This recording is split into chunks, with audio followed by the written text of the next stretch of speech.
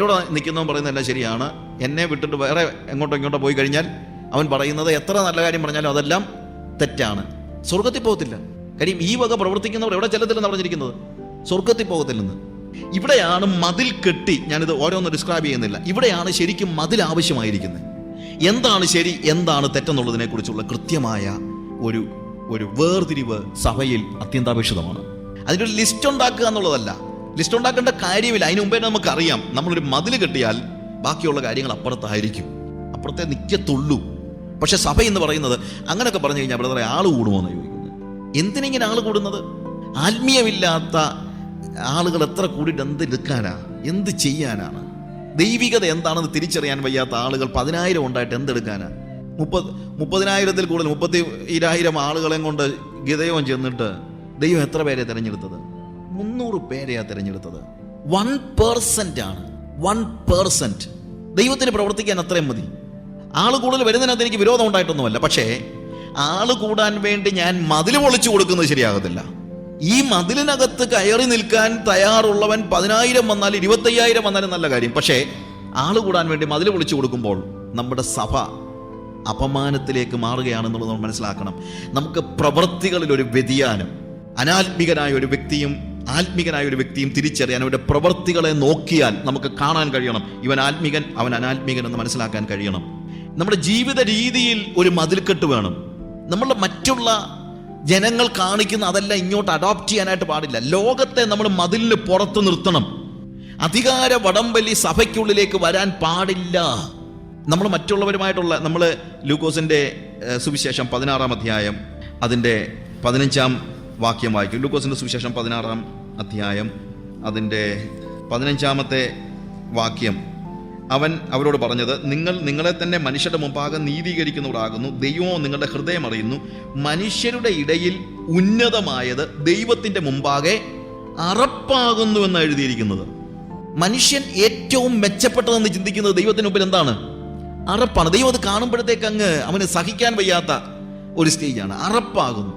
നമ്മൾ ചിന്തിക്കുന്ന ഈ കസേരയുടെ വടംവലിയൊക്കെ ഉണ്ടല്ലോ, ദൈവം ഇത് കാണുമ്പോൾ മലം കാണുന്നത് പോലെയാണ് ദൈവം നോക്കുന്നത്. അതാ അറപ്പെന്ന് പറഞ്ഞാൽ അതിൻ്റെ അർത്ഥം. കർത്താവ് അവനെ കാണിച്ചു കൊടുക്കാനിരിക്കുന്ന രാത്രിയിൽ അവൻ എന്ത് ചെയ്യാണ്? അവൻ ആളുകളുടെ മുമ്പാകെ ചെന്നിട്ട് അവിടെ എല്ലാവരും ആരാണ് ഏറ്റവും വലിയവൻ എന്ന് ചോദിച്ചുകൊണ്ട് കസേരയ്ക്ക് വേണ്ടി വഴക്കുണ്ടാക്കിക്കൊണ്ടിരുന്നപ്പോൾ കർത്താവ് അവിടെ ചെന്ന് ഒരു തോർത്തെടുത്ത് ഒരു ബേസിനും എടുത്ത് അവരുടെ കാല് കഴുകാൻ തുടങ്ങുകയാണ്. ആത്മികൻ വഴക്കുണ്ടാക്കി പിടിച്ചെടുക്കുന്നത് കസേരയല്ല, ആത്മികൻ വഴക്കുണ്ടാക്കി പിടിച്ചെടുക്കുന്നത് ഒരു ടവല. എന്തിനാണെന്നറിയാമോ? മറ്റൊരാളുടെ കാല് കഴുകാൻ. ഞങ്ങളുടെ മിഷന്റെ ലീഡർഷിപ്പിലുള്ള ജെയിംസ് എപ്പോഴും പറയുന്നൊരു കാര്യമുണ്ട്, നിങ്ങൾ എത്ര പേരെ സേവിക്കുന്നോ അത്രയും പേരുടെ ലീഡറാണ് നിങ്ങൾ. നിങ്ങളെ എത്ര പേർ സേവിക്കുന്നു എന്നുള്ളതല്ല, നിങ്ങൾ എത്ര പേരെ സേവിക്കുന്നുവോ അത്രയും പേരുടെ നേതാവാണ് നിങ്ങൾ. ലോകത്തിന്റെ സിസ്റ്റം അതല്ല. ലോകത്തിന്റെ സിസ്റ്റം നിങ്ങളെ എത്ര പേർ സേവിക്കുന്നുണ്ടോ അത്രയും പേരുടെ നേതാവാണ് നിങ്ങൾ, അല്ലേ? എന്നെ സേവിക്കാനായിട്ട് ഇത്രയും ആളുകളുണ്ട്, എൻ്റെ പിന്നാലെ നടക്കാൻ, അല്ലെങ്കിൽ ഞാൻ പറയുന്നതൊക്കെ അനുസരിക്കാൻ, അത്രയും പേരുടെ നേതാവാണ് ലോകത്തിലുള്ളത്. പക്ഷെ ഭൂമിയിലുള്ള അല്ലെങ്കിൽ മറ്റുള്ള ആളുകളുടെ ഇടയിലെ പോലെ അല്ല നമ്മൾ കാര്യങ്ങൾ ചെയ്യേണ്ടത്. We are different. നമ്മുടെ സഭ വ്യത്യസ്തമായിരിക്കണം. ഒരു മതിൽ കെട്ടിയിട്ട് അത് ലൗകികമാണ് മോനെ, ഈ അധികാര വടംവലി ലൗകികമാണ്, അത് ദൈവികമല്ല എന്ന് പറഞ്ഞു കൊടുക്കാൻ, നമ്മുടെ കുഞ്ഞുങ്ങൾക്ക് പറഞ്ഞു കൊടുക്കാൻ നമുക്ക് കഴിയണം. ഈ കോമ്പറ്റീഷൻ അല്ലെങ്കിൽ കോമ്പറ്റീറ്റീവ് ആയിട്ടുള്ള ഈ ഒരു മത്സര ബുദ്ധിയോടുകൂടെയുള്ള നിന്റെ ഈ പഠിത്തമുണ്ടല്ലോ, അത് ദൈവികമല്ല എന്ന് പറഞ്ഞു കൊടുക്കാൻ നമുക്ക് കഴിയണം. ഈ ആരുടെ തലേ കയറി നിന്നാലും നിന്റെ തല മോളിൽ നിൽക്കണം എന്നുള്ള ചിന്താഗതി ദൈവികമല്ല, ലൗകികമാണെന്ന് വ്യത്യാസപ്പെടുത്തി പറഞ്ഞു കൊടുക്കാൻ നമ്മൾ പഠിക്കണം. സഭയിൽ അത് പഠിപ്പിക്കണം. ഈ കോമ്പറ്റീറ്റീവ് വേൾഡിൽ ആത്മികരായി ജീവിക്കുവാൻ, കോമ്പറ്റീറ്റീവ് വേൾഡിൽ കോമ്പറ്റീറ്റീവായിട്ട് ജീവിക്കാനല്ല. ഞാൻ പല സ്ഥലങ്ങളിലും ബൈബിൾ ക്ലാസ്സുകൾ എടുത്തിട്ട് ക്രിസ്ത്യൻ ലിവിങ്ങിനെ കുറിച്ച് ക്ലാസ്സൊക്കെ എടുത്ത് കഴിയുമ്പം കൊച്ചമ്മമാരൊക്കെ വന്ന് മെട്രോ സിറ്റീസിലൊക്കെയാണ് എന്ന് പറയും, brother what is said is biblical. പറഞ്ഞതൊക്കെ വളരെ വേദോസപ്രകാരം സത്യമാണ്. പക്ഷേ we live in a competitive world, isn't it? ഇങ്ങനെ ഈ മത്സരമുള്ള ഈ ജനങ്ങളിൽ നമ്മുടെ കുഞ്ഞുങ്ങളെ കോമ്പറ്റീറ്റീവായിട്ട് വളർത്തിയില്ലെങ്കിൽ അവരെല്ലാം നഷ്ടപ്പെട്ടു പോകത്തില്ലേ? നിങ്ങൾ ഈ പറയുന്ന ആത്മീയത്തിൽ അവരെ വളർത്തിക്കഴിഞ്ഞാൽ എന്താണ്? അവരെന്താണ്? മറ്റുള്ളവരുടെ മുമ്പിൽ ചെറുതായി പോകും. ഞാനോട് പറയാറുള്ള കാര്യമുണ്ട്, നിങ്ങൾ നിങ്ങളുടെ പിള്ളേരെ കോമ്പറ്റീറ്റീവായിട്ട് വളർത്തിയാൽ അവർ ആദ്യം കോമ്പറ്റ് ചെയ്യുന്നത് നിങ്ങളോട് തന്നെ ആയിരിക്കും, അല്ലാതെ മറ്റുള്ളവരോടൊന്നും അല്ല. കോമ്പറ്റീറ്റീവായിട്ട് വളർത്തിയ ഒറ്റ ഒരുത്തനും ഇന്ന് തന്തയ്ക്കും തള്ളയ്ക്കും വെള്ളം കൊടുക്കാൻ പോലും നാട്ടിലില്ലല്ലോ. ഇതെല്ലാം നമ്മൾ കണ്ടുകൊണ്ടിരിക്കുന്ന കാര്യമാണല്ലേ, റൈറ്റ്? അവരെ ആത്മീകരായി വളർത്തുക, അവരെ മറ്റുള്ളവരെ സ്നേഹിക്കുന്നവരായി വളർത്തുക, മറ്റുള്ളവർക്ക് വേണ്ടി ജീവിക്കുന്നവരായി വളർത്തുക, ദൈവികമായ മൂല്യങ്ങൾ അവരെ പറഞ്ഞ് മനസ്സിലാക്കുക. That is very important. Okay, ഇവിടെ നമ്മുടെ ചിന്താഗതികളിൽ എല്ലാ രീതിയിലും ലോകത്തെ പടിക്ക് പുറത്ത് നിർത്താൻ മതിൽ പണിയേണ്ടത് ആവശ്യമാണ്. നെഹമ്യാവിൻ്റെ പുസ്തകത്തിൻ്റെ പ്രധാനപ്പെട്ട കാര്യം അതാണ്. നെഹമ്യായ്ക്ക് ഈ 4 കാര്യത്തിൽ എനിക്ക് തോന്നുന്നത് ഏറ്റവും പ്രധാനമായിട്ട് പ്രശ്നമായിട്ട് തോന്നിയത് മതിലിടിഞ്ഞ് കിടക്കുന്നുള്ളതാണ്. അതുകൊണ്ടാണ് നെഹമ്യ ആദ്യം തന്നെ എന്ത് ചെയ്യാൻ പരിശ്രമിക്കുന്നത്? മതിൽ പണിയാൻ. ഇന്നും സഭയുടെ യഥാസ്ഥാപനത്തിന് വേണ്ടി നമ്മൾ പ്രാർത്ഥിക്കുന്നെങ്കിൽ നമ്മൾ ആദ്യം ചെയ്യേണ്ടത് സഭയ്ക്കും ലോകത്തിനും മധ്യത്തിൽ ഒരു മതിൽ പണിതിട്ട് കുഞ്ഞെ അത് അനാത്മികമാണ് എന്ന് സഭയിലും വീട്ടിലും കുഞ്ഞുങ്ങളെ പറഞ്ഞ് മനസ്സിലാക്കുന്ന ഒരു സ്റ്റേജിലേക്ക് നമ്മൾ വളരുകയാണ് ആവശ്യം. ആത്മികം എന്താണ്, അനാത്മികം എന്താണെന്നുള്ളത് കുഞ്ഞുങ്ങളെ പറഞ്ഞ് മനസ്സിലാക്കണം. യേശു പറഞ്ഞു, യോഹന്നാന്റെ സുവിശേഷം 15-ാമത്തെ 18-19 വാക്യങ്ങൾ വായിക്കുമ്പോൾ അവിടെ പറയുന്നു, ലോകം നിങ്ങളെ പകയ്ക്കുമെന്നാണ് പറഞ്ഞിരിക്കുന്നത്. The world will hate you. എന്നാൽ നമ്മളെ ഇന്ന് ഒരു ലോകവും പകയ്ക്കുന്നില്ല. എന്തുകൊണ്ടാണ് നമ്മളെ ലോകം പകയ്ക്കാത്തത്? ലോകത്തിന് വ്യത്യാസം ഉണ്ടായത് കൊണ്ടല്ല, നമുക്ക് വ്യത്യാസം ഉണ്ടായത് കൊണ്ടാണ്. നിങ്ങൾ ലോകക്കാരായിരുന്നെങ്കിൽ ലോകം തനിക്ക് സ്വന്തമായതിനെ സ്നേഹിക്കുമായിരുന്നു. ലോകം നമ്മളെ സ്നേഹിക്കുന്നെങ്കിൽ അതിൻ്റെ അർത്ഥം നമ്മൾ ലോകക്കാരായി പോയി എന്നുള്ളതാണ്. കാര്യം ലോകത്തിന് സ്വന്തക്കാരെ അല്ലാതെ വേറെ ഒന്നിനെയും സ്നേഹിക്കാൻ കഴിയത്തില്ല. That is world. അല്ലെങ്കിൽ അത് ലോകമല്ല. ലോകത്തിന്റെ speciality that the world loves only people of the world. ആത്മീകരെ സ്നേഹിക്കാൻ തക്കവണ്ണുള്ള ആത്മീയമൊന്നും ലോകത്തിനുണ്ടായിട്ടില്ല.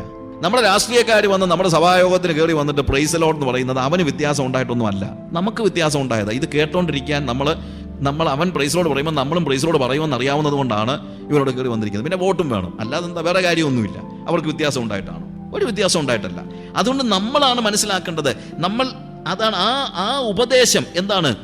ലോകത്തോടുള്ള ഒരു വേർപാട് സൂക്ഷിക്കാൻ, മതിൽ പണിയാനായിട്ടുള്ള ആ ഒരു ഉപദേശം നമ്മൾ തിരിച്ചറിയണം. ചേര തിന്നുന്ന നാട്ടിൽ ചെന്നാൽ നടുത്തുണ്ടം തിന്നണമെന്ന് പറയുന്നത് ലോകത്തിന്റെ സിസ്റ്റമാണ്, ദൈവത്തിന്റെ സിസ്റ്റമല്ല. എന്നെ എവിടെ കൊണ്ടിട്ടാലും you are in Rome, act as if you are a Roman എന്ന് പറയുന്ന ഒരു സ്റ്റേജ് ഉണ്ടല്ലോ. പക്ഷെ ഞാൻ റോമിൽ ചെന്നാലും, ഞാൻ ലോകത്തിൽ എവിടെ ചെന്നാലും യേശു അവിടെ എന്ത് ചെയ്യുമായിരുന്നോ അങ്ങനെ ജീവിക്കാനാ, അത് ചെയ്യാനാ എന്നെ ആക്കിയിരിക്കുന്നത്. അല്ലാതെ അവിടുത്തുകാരൻ ചെയ്യുന്നത് പോലെ ജീവിക്കാനല്ല. കോട്ടയംകാരൻ എന്ത് ചെയ്യുന്നു അത് ചെയ്യാനല്ല നിങ്ങളെ കോട്ടയത്താക്കിയിരിക്കുന്നത്. കോട്ടയത്ത് യേശു ഉണ്ടായിരുന്നെങ്കിൽ യേശു എന്ത് ചെയ്യുമായിരുന്നു അത് ചെയ്യാൻ വേണ്ടിയാണ്. അതുകൊണ്ടാണ് ഞാൻ പറഞ്ഞത്, നമ്മളെ എന്താക്കിയിരിക്കുന്നത്? നമ്മളെ അവൻ അംബാസഡർ ആക്കിയിരിക്കുകയാണ്. ഞാൻ മധ്യപ്രദേശിൽ പോയാൽ മധ്യപ്രദേശിൽ യേശു ജീവിക്കുകയായിരുന്നെങ്കിൽ, അല്ലെങ്കിൽ ഞാൻ ഒറീസയിൽ പോയി കഴിഞ്ഞാൽ പാസ്റ്റർ തോമസ് ഒറീസിനെ റൈക്കിയയിലാക്കിയിരിക്കുന്നത് അവിടുത്തെ കൊന്തമാലിലെ ആദിവാസികൾ എങ്ങനെ ജീവിക്കുമോ അവരെ പോലെ ഭക്ഷണം കഴിക്കുന്നൊന്നും പ്രശ്നമില്ല, പക്ഷേ അവരെ പോലെ ഉള്ള ആത്മീയത സൂക്ഷിക്കാനല്ല അദ്ദേഹത്തെ അവിടെ ആക്കിയിരിക്കുന്നത്. ഇതിനാണ് അവരുടെ മധ്യത്തിൽ യേശു ജീവിച്ചാൽ എങ്ങനെ ജീവിക്കുമായിരുന്നോ അങ്ങനെ ജീവിക്കാൻ വേണ്ടിയാണ്. ഏത് മിഷണറിയെയും, ഏത് ജോലിക്കാരനെയും, ഏത് വീട്ടമ്മയെയും ദൈവം ആക്കിയിരിക്കുന്നത് അവരുടെ വീട്ടിൽ, നിങ്ങളുടെ വീട്ടിൽ യേശു ജീവിക്കുകയാണെങ്കിൽ എങ്ങനെ ജീവിക്കുമോ അങ്ങനെ ജീവിക്കാനാക്കിയിരിക്കുന്നത്.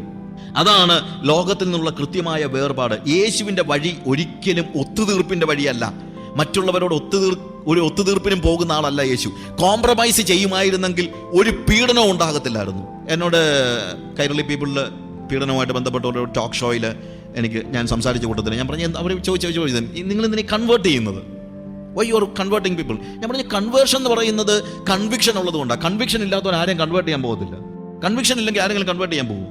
ഞാൻ എന്തുകൊണ്ടാണ് യേശു മാത്രമാണ് സത്യം എന്ന് പറയുന്നത്? ചില സത്യങ്ങൾ എക്സ്ക്ലൂസീവാണ്. 4, 3, 7 ആണെന്നുള്ളത് എനിക്കറിയാം. ഒരുത്തൻ വന്നിട്ട് 4, 4, 7 ആണെന്ന് പറഞ്ഞു കഴിഞ്ഞാൽ എനിക്ക് സമ്മതിക്കാൻ പറ്റത്തില്ല. സമ്മതിക്കാൻ പറ്റുമോ? അവൻ ചിലപ്പോൾ വഴക്കുണ്ടാക്കുമായിരിക്കും. എന്നാൽ വഴക്കുണ്ടാകത്തില്ല. 4, 3, 7 ആണ്, 4, 3, 8 ആകാം. ഇനി 4, 3, 6 ആണെങ്കിലും പ്രശ്നമില്ല എന്ന് പറയുന്നവനോട് ആരെങ്കിലും വഴക്കുണ്ടാക്കാൻ പോകുമോ? ഇല്ല. എപ്പോഴാണ് വഴക്കുണ്ടാകുന്നത്? 4, 3, 7 എന്നുള്ള സത്യം അത് മാത്രം സത്യമാണെന്ന് ഞാൻ പറയുമ്പോഴാണ് വഴക്കുണ്ടാകുന്നത്. അങ്ങനെയുള്ള എക്സ്ക്ലൂസീവായിട്ടുള്ള ചില ട്രൂത്ത്സ് ഉണ്ട് ക്രിസ്ത്യാനിറ്റിയിൽ, വേദപുസ്തകത്തിൽ. ചില ട്രൂത്ത്സ് നമുക്ക് എന്ത് ചെയ്യാൻ പറ്റത്തില്ല, കോംപ്രമൈസ് ചെയ്യാൻ കഴിയാത്തതാണ്. അങ്ങനെ കോംപ്രമൈസ് ചെയ്യുന്ന ഒരു വ്യക്തിക്ക് ഒരിക്കലും എന്തുണ്ടാകത്തില്ല, പീഡനം ഉണ്ടാകത്തില്ല. എന്നാൽ എന്തുകൊണ്ട് കഴിഞ്ഞ കാലങ്ങളിൽ പീഡനം ഉണ്ടായി നമ്മുടെ പിതാക്കന്മാർക്ക്? കാര്യം അവർ കോംപ്രമൈസ് ചെയ്യാൻ തയ്യാറല്ലാഞ്ഞതുകൊണ്ടാണ്, അല്ലേ? ഇന്നും കോംപ്രമൈസ് ചെയ്യാത്ത ഒരു തലമുറ നമുക്ക് ഉണ്ടാകണമെങ്കിൽ ഒന്നാമത് ആവശ്യമായിരിക്കുന്ന ഒരു മതിൽ കെട്ടി ലോകത്തെ സഭയ്ക്ക് പുറത്തു നിർത്തണം. That is the most important thing. ലോകത്തെ മാറ്റി നിർത്തുക എന്നുള്ളതാണ് ആദ്യത്തെ ക്രിസ്ത്യാനികളോടുള്ള ആദ്യത്തെ സന്ദേശം. അപ്പോസ്തലപ്രവൃത്തി 2-ാം അധ്യായം 40-ാം വാക്യത്തിൽ പത്രോസ് ആദ്യമായിട്ട് ക്രിസ്തുവിശ്വാസം സ്വീകരിച്ച് സ്നാനമേറ്റ 3000 പേരോട് പറയുന്ന കാര്യം എന്തെന്നറിയാമോ? Save yourself from this crooked generation. First message ആണ്. എന്താണ്? ഈ വക്രതയും കോട്ടവുമുള്ള തലമുറയിൽ നിന്ന് നിങ്ങളെ തന്നെ രക്ഷിച്ചുകൊള്ളുവിൻ. Save your self. അവിടെ പറയുന്നത് പാപത്തിൽ നിന്ന് യേശു നിങ്ങളെ രക്ഷിച്ചു, കാര്യം ശരിയാണ്. പക്ഷെ ലോകത്തിൽ നിന്ന് നിങ്ങളെ രക്ഷിക്കണമെന്ന്. അതായത് അതൊരു ഇന്റൻഷണൽ ആയിട്ടുള്ള ഒരു ആക്ട് ആണെന്നാണ് പറയുന്നത്. പാപത്തിൽ നിന്ന് നമ്മളെ കർത്താവ് രക്ഷിച്ചു, പക്ഷെ ലോകത്തിൽ നിന്ന് നമ്മൾ രക്ഷിക്കാനായിട്ടുള്ള എഫേർട്ട് നമ്മുടെ ഭാഗത്ത് നിന്ന് ഉണ്ടാകേണ്ടതാണ്. അത് നമ്മൾ ചെയ്യേണ്ടതാ. ലോകം നമുക്കെതിരാണെന്നുള്ളതിനൊരു സംശയമില്ല. എന്ന് തന്നെയല്ല, ലോകം എതിരായിരിക്കുകയും വേണം. അത്തനേഷ്യസ് എന്ന് പറയുന്ന ദൈവദാസനെ പീഡിപ്പിച്ച് കൊല്ലുവാനായിട്ട് 2nd സെഞ്ചുറിയിലെ ഒരു സെയിന്റ് ആണ്.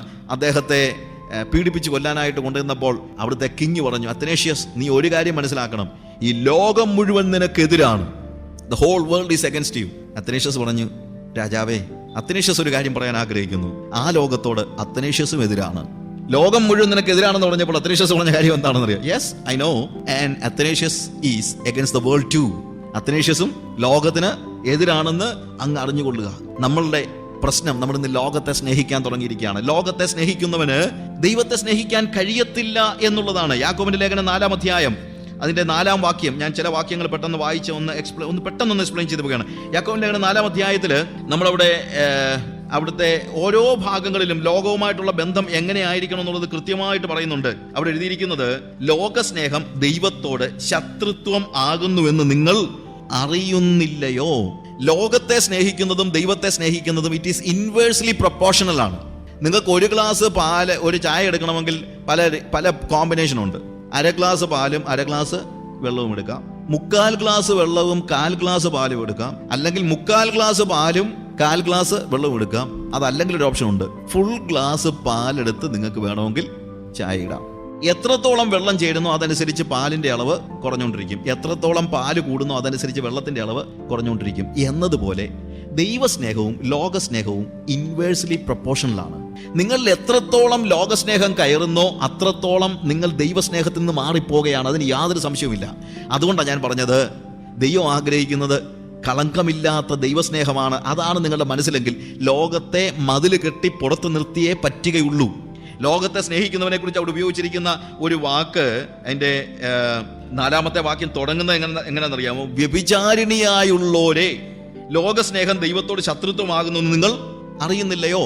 അവിടെ പറഞ്ഞിരിക്കുന്ന അൺഫെയ്ത്ത്ഫുൾ ക്രീച്ചേഴ്സ്. അവിടെ വ്യഭിചാരം ചെയ്യുന്നവെന്നുള്ള അർത്ഥത്തിലല്ല അവിടെ ഉപയോഗിച്ചിരിക്കുന്നത്, വേറൊരു അർത്ഥത്തിൽ ഉപയോഗിച്ചിരിക്കുന്നത്. എന്താണെന്നറിയാമോ? നിങ്ങൾ ദൈവത്തിന്റെ മണവാട്ടിയാണെന്നുള്ളത് നിങ്ങൾ അറിഞ്ഞിരിക്കെ, നിങ്ങളുടെ ഭർത്താവ് ദൈവമാണെന്ന് നിങ്ങൾ അറിഞ്ഞിരിക്കെ, ദൈവത്തെ സ്നേഹിക്കുന്നതിന് പകരം ലോകത്തെ സ്നേഹിച്ചാൽ നിങ്ങൾ ദൈവത്തോട് വ്യഭിചാരം ചെയ്യുകയാണെന്ന് ആ വാക്യത്തിന്റെ അർത്ഥം. ഞാൻ പറഞ്ഞാൽ മനസ്സിലാക്കണം. വ്യഭിചാരം ചെയ്യാൻ പാടില്ല, അത് വേറെ കാര്യം. പക്ഷെ ഇവിടെ അൺഫെയ്ത്ത്ഫുൾ ക്രീച്ചർ അല്ലെങ്കിൽ വ്യഭിചാരിണിയായുള്ളവരെ എന്ന് യാക്കോബ് വിളിച്ചിരിക്കുന്നത് എന്താണെന്നറിയാമോ? When you love the world, നിങ്ങൾ ലോകത്തെ സ്നേഹിക്കുമ്പോൾ എന്താണ്? നിങ്ങളുടെ സ്വന്തം ഭർത്താവ് ദൈവമാണെന്നുള്ള യാഥാർത്ഥ്യത്തെ മറന്നിട്ട് ഭർത്താവുള്ള ഒരു സ്ത്രീ മറ്റൊരു ജാരനെ സ്നേഹിക്കുന്നത് പോലെയാണ് നിങ്ങൾ ലോകത്തെ സ്നേഹിക്കുന്നതെന്ന് പറയുന്നത്. അതുകൊണ്ടാണ് ഞാൻ പറഞ്ഞത്, ലോകത്തെ പടിക്ക് പുറത്ത് നിർത്തേണ്ടത് അത്യന്താപേക്ഷിതമാണ്. യാക്കോബിന്റെ ലേഖനം 4-ാം അധ്യായത്തിന്റെ 7 മുതലുള്ള വാക്യങ്ങൾ വായിക്കുമ്പോൾ, ആകയാൽ നിങ്ങൾ ദൈവത്തിന് കീഴടങ്ങുവിൻ, പിശാചിനോട് എതിർത്ത് നിൽപ്പീൻ, എന്നാൽ അവൻ നിങ്ങളെ വിട്ടോടിപ്പോകും. ദൈവത്തോട് അടുത്ത് ചെല്ലുവിൻ, അവൻ നിങ്ങളോടും അടുത്തു വരും. പാപികളെ കൈകളെ വെടിപ്പാക്കുവിൻ, ഇരുമനസ്സുള്ളവരെ ഹൃദയങ്ങളെ ശുദ്ധീകരിപ്പീൻ, സങ്കടപ്പെട്ട് ദുഃഖിച്ച് കരയുവിൻ. നിങ്ങളുടെ ചിരി ദുഃഖമായും സന്തോഷം വിഷാദമായും തീരട്ടെ. അതിന്റെ അർത്ഥം എന്താണെന്നറിയാമോ? ഇപ്പോൾ നിങ്ങൾ എന്തിൽ ആനന്ദിക്കുന്നുവോ അതിൽ ദുഃഖിക്കുവാനും, ഇപ്പോൾ നിങ്ങൾ എന്തിൽ വിഷാദിക്കുന്നുവോ അതിൽ സന്തോഷിക്കുവാനും കഴിയട്ടെ എന്നാണ്. ഇന്ന് നിങ്ങൾ ലോകത്തിൽ സന്തോഷിക്കുന്നെങ്കിൽ അത് ഓർത്ത് നിങ്ങൾ കരയാനാണ് പറഞ്ഞിരിക്കുന്നത്. അയ്യോ, ഞാൻ എൻ്റെ ദൈവത്തെ വിട്ടിട്ട് എൻ്റെ ദൈവത്തെ സ്നേഹിക്കുന്നതിന് പകരം ഈ ലോകത്തെ സ്നേഹിച്ചല്ലോ എന്നോർത്ത് നിങ്ങൾ ദുഃഖിച്ച് കരയുവിൻ.